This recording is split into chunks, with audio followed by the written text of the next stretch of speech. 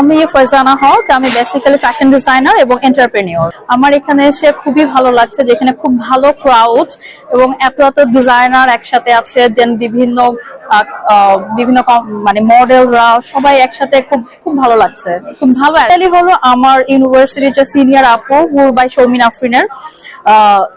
আফরিনের ইনভিটেশনই basically আমাদের আসা।